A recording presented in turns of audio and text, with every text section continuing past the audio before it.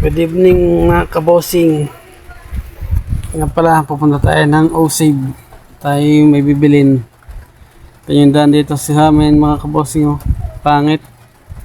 Dahil nga sa tuloy-tuloy na pag-ulan, kayo yung mga malambot na bahagi ng daan dito. Kaya putik-putik. Kailangan natin daan-daan dahil kahit na tricycle ang gamit natin, mahirap pa rin maglinis. Kaya dahan-dahan lang, baka tumalsik yung putik, mahirap na. Pangit na pala yung panahon ng mga bossing, maulap, baka pabagsak na naman ng malakas na ulan. Kaya kailangan na rin natin magmadali para tayo makauwi rin agad, dahil mahirap kapag nadatnan tayo ng malakas na ulan. Kita nyo yung kalangitan guys, ang itim, hindi mo na sumilay yung liwanag ng buwan. Kaya kailangan talaga mabilisan ng pagpunta sa O-Save para mabilisan din ang pag-uwi. Kasi pag biglang bumagsak ang ulan guys, masyadong malakas siya, masakit naman sa balat, dahil lalo na pag tumatama na yan, napakasakit. Dito na lang pala tayo guys sa O-Save, mabilisan lang. Ayan, mongoloid. Kaya po yung isa guys, yung tauhan ni Snow White.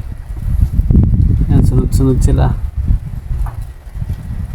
Diba guys, masasabi nyo sa mga alalay ni Pandoy.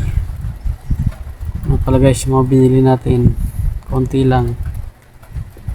Ito guys, palabas na kami at tayo ay didiretso naman sa gasolinahan, dahil nga mabusan tayo ng gas.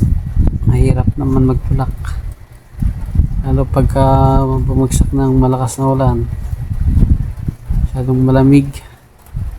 Pala guys, sa mga gustong gumala dito, andito nga pala yung plaza. Ito guys, nadadaanan namin yung plaza, papakita namin sa inyo.